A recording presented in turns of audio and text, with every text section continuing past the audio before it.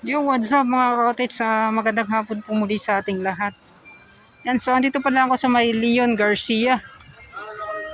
Yan. So, update muna natin yung Davao Coastal Road sa may Leon Garcia. Ayan pala mga ka-cottage. So, ayan, update na po natin ito. Yung malaking sunog pala dito sa may San Vicente. Yan, no? So,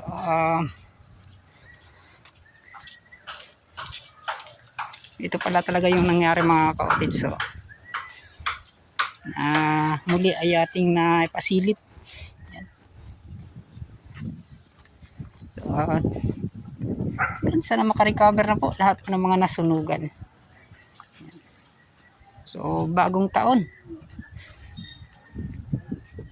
Bagong simula mga ka-cottage. Yan.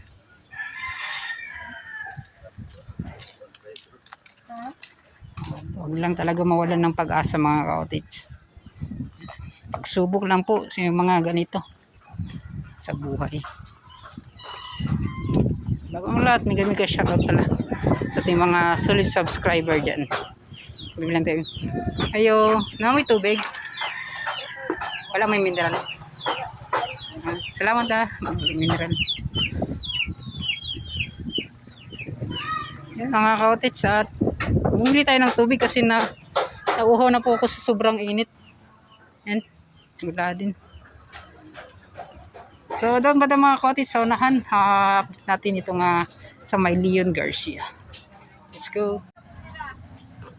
So yo, what's up mga ka-cottage? So yan, so dito banda yan, nagpi-finishing po dyan sa may ginagawang pagpader nila mga ka-cottage. Napakataas po. Grabe, sobrang init po ng panahon. At tuloy-tuloy pa rin talaga sa paggawa. Yan, so ganito po yung trabaho nila. So, hindi po basta-basta. Yung init at ulan mga ka-cottage, pagod. Yung kanilang puhunan dito sa paggawa ng Davao Coastal Road. Yan, so dito banda, yun so hindi pa talaga inumpisahan din. Hindi pa yung basta-basta mga ka-cottage, yung pagtuyo na niya ay ilalagay kaagad yung mga girder. Hindi po ganoon. So pinapatuyo pa yan mga ka-cottage para mas lalong matigas po. Lalo na itong pundasyon na itong coping na to.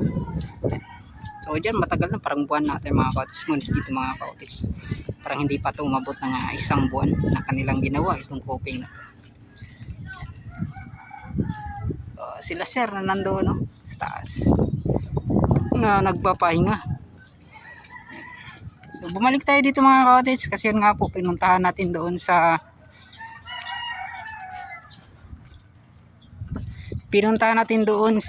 kabila sa Barangay Duterte. Yan. Dito naman. Yung pumunta tayo dito mga ka-cottage, December, mga 1 week or 10 days na siguro. Wala pang pagpader, wala pang hollow blocks. Ngayon meron na. Yan na sila sir. Boss, oy, shout out, Happy New Year. Yeah, Happy New Year sa inyo. Yan o, shout out. Doy ko lang sa kwa para dire makapaway. Yan, salamat. Shout out. Happy New Year ka na sir, sa may pader na. Balik ako. Yan. Yan mga ka-cottage, may mga ilang palapag na quad na mga ka-cottage na paghalo blocks. 2 for mga 5 na siguro mga ka-cottage. Ano ba? Yan.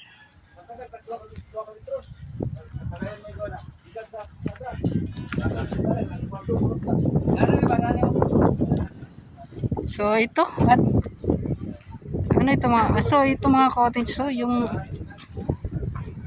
naging uling na mga ka-cottage. So dito po ay tinambak lahat.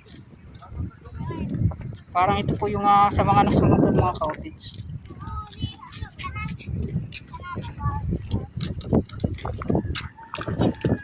Mga heavy equipments.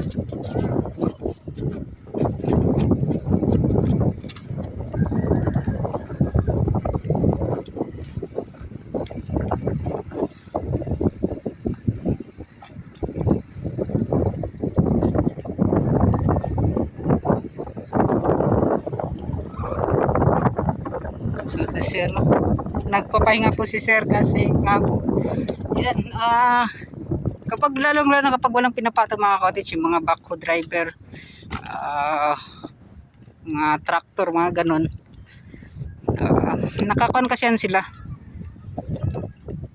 Kumbaga naka-standby ba. Yan. Yan. Malapit na rin kasi mag-alas 3 mga cottage. Kaya yung iba ay nagpapahinga. Yan. Maya-maya ay magtatrabaho na yan sila mga cottage. Grabe, sobrang init po ng panahon.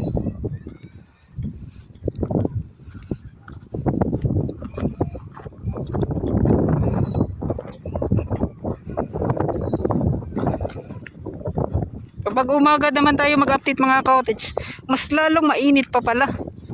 Yung mga time na taga-sutso, ganun. Mas mainit pa sa hapon. Na-try ko po nga nag-update ng alas 9, alas 10. Grabe, sobrang init pala. So, ngayon ay tiis-tiis lang po tayo mga cottage. Yun nga po. Ay, wala tayong magawa. Yan oh. Dito banda sa may Leon Garcia at itong Barangay Duterte. So kita naman po ninyo mga cottage kung gaano na po kalawak yung kanilang na itambak dito. So kung mga cottage no, kung low tide sana, pwede natin yung hindi na tayo kailangan pang kasi malapit lang, hindi na tayo kailangang sumakay pa ng jeep doon banda. So dito lang sana tayo noon. Lalakarin lang natin hanggang dito sa may Barangay Duterte. Sa may Barangay Leon Garcia. So doon po tayo kanina sa Barangay Duterte.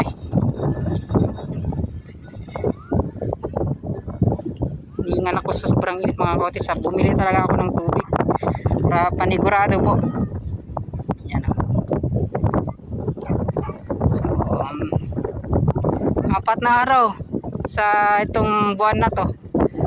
Yan. Yung iba kasi mga cottage parang nasa January 3 yata bumalik, yung iba January 2 sa kanilang pagtatrabaho. Yan. So ito kagad yung mga bumungad sa atin, yung kanilang naitambak na napaka taas na mga cottage. Malapad na po.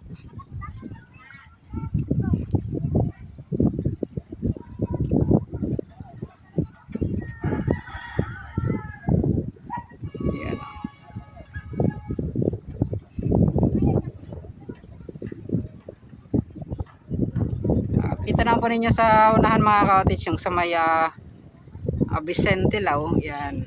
So napakataas po ng grade na yon. Madalas ginagamit yung mga cottage yung sa X-pads at sa concrete block. Yan. Yan po yung ginagamit nila. Para concrete block ata mga cottage, so yung yun oh, yung ibinababa. Kita po nyo.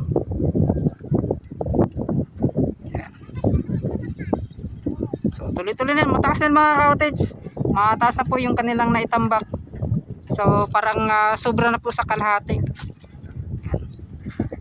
Dito kasi mga cottage, itong sa UBI. Yan. Dito kasi napakadami kasi ng kanilang truck siguro, at yung pagkuha nila ng mga lupa, napakabilis talaga. Sabi nga ni sir, yung kung doon po sa may Vicente Lao, kung nakaka 30 or 50 sila na truck bawat araw, dito naman sa UBI times 2 po yung mga truck na dumadating dito na may kargang, na may dalang mga lupa mga cottage at mga bato. So ganun po mga cottage, kaya ito pong UBI company na napakabilis sa kanilang pagtambak. At ito na po yung bunga po ng kanilang nagawa. Ayan. So yun, ito po yung update natin dito sa itong konekta ng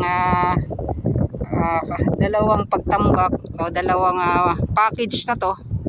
Yan, itong dito banda ay from Mac Builders Company. Yan, at yan UBI, and then Vicente Lao, yung sa dulo. Yun, oh. So yun nga po mga ka-otis, ito yung update natin. So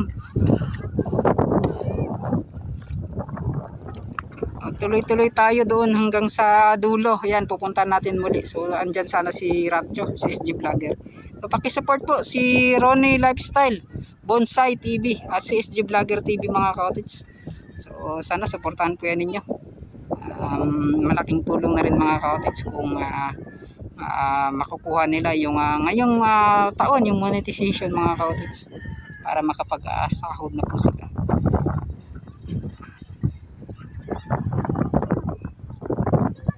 Ganito na po yung itsura ng Leon Garcia ngayon.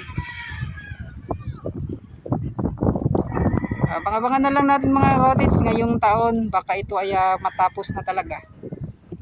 So mahaba-haba pa naman, 2025 pa po.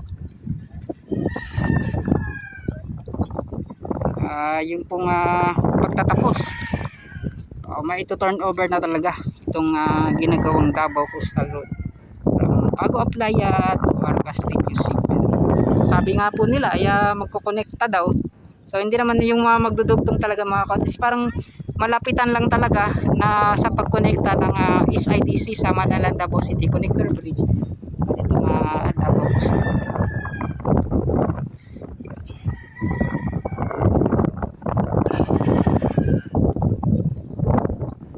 So ito, pupunta tayo doon sa unahan. So mamigay muna tayo ng tawag niyan, yung bigyan natin ng pamainit sila sir, kasi nga po dati nasabi ko yan yung sa aking video, kapag makasahod tayo bigyan natin sila ng pamainit. So kita-kits tayo doon sa unahan. So, yan mga ka-otis, so doon tayo kanina. So maglakad muna tayo dito sa kanilang itinambak na lupa dito talaga sa ginawang daanan. So ito ay ipipison pa yan nila mga ka-otis.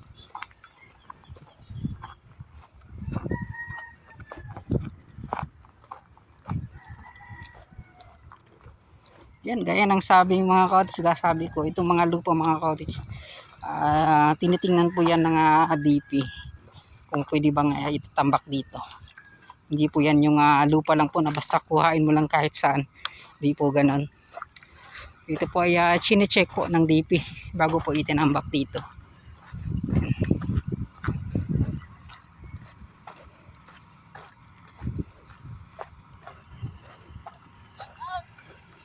Shout out.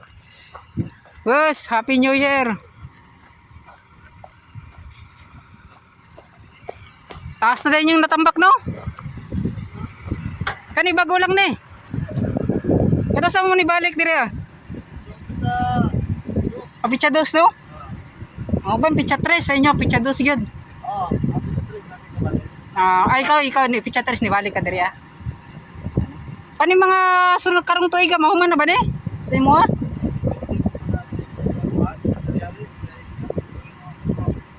bitaw, no? So basig matuloy-tuloy na karon, no? Yan, no? Mahuman karon. So yun. Dili ba ka magtrabaho dira sa Vax Colbert? Lahi, no? Lahi nga kontraktor na. Yan. So kani marag pag humananig kuan ninyo, mapison, maplastar tanan, wala human na, no? Finish na. Mao. So, salamat kayo boss, Happy New Year. Yan, shout out kay sir. Yan, shout out. Shout out po do. Isikil. Shout out mo ako. Si Ilmar. Shout out ako. Sana makauyab na sila. Sana. Makauyab. So, sana makauyab na daw mo. Kaning duha, oh. Okay, Na, shout out. Bye-bye. Happy New Year. Yan. So, yun mga katis dito banda. Si Bossing, oh. Na boss. Yan, may kuwan pala. Ay naayos boss, Happy New Year. So, inaayos nila yung kuwan dito mga kaotiks. So ibang iba na mga kaotiks, oh. Yung mga nakita natin ngayong araw, hindi na po tulad ng dati. Ngayon po ay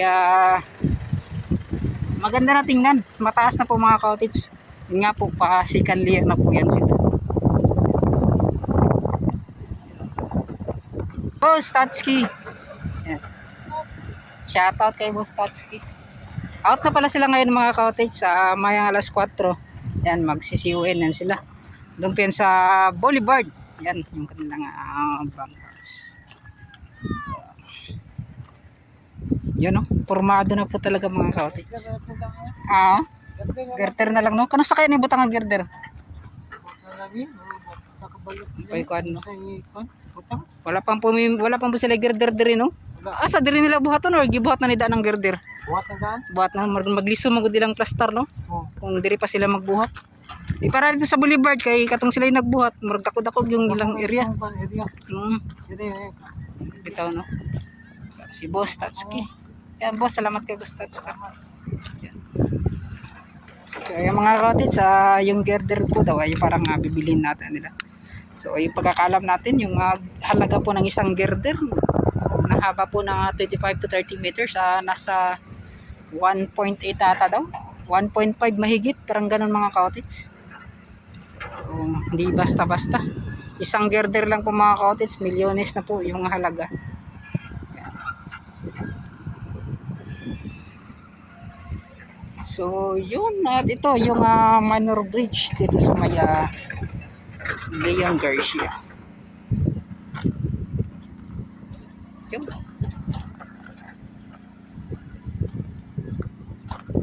Tambak meron sila. Si Zero nagpifinishing pa rin mga cottage. Grabe, sobrang init. Tuloy-tuloy pa rin yung kanyang pagtatrabaho.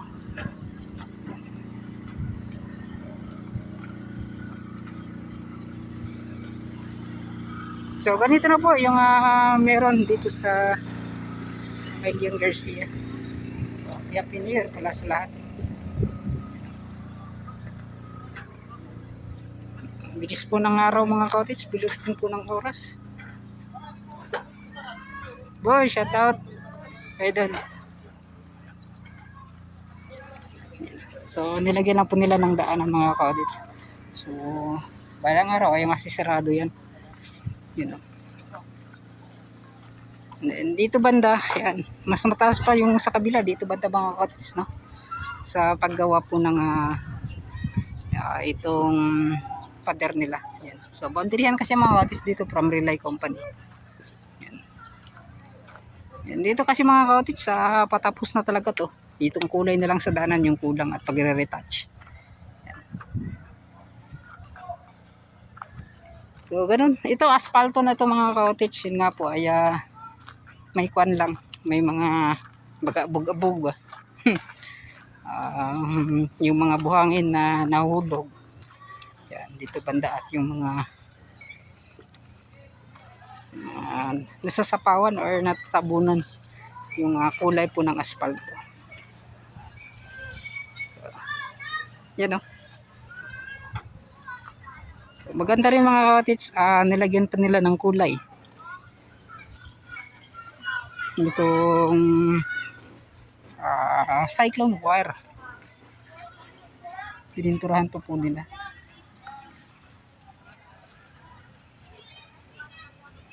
So yun, yung update natin ngayong araw.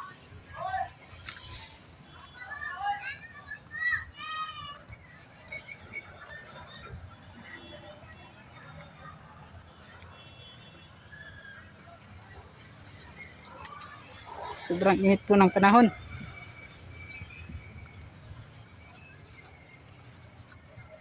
At yun yung huling update natin mga cottage dito banda sa may flyover na.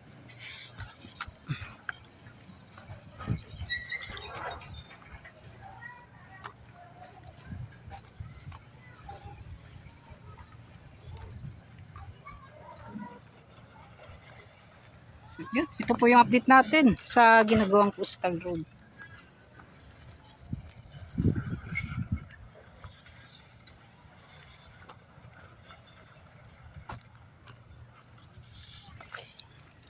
Mas tumaas na po yung tambak dito banda mga cottage. So,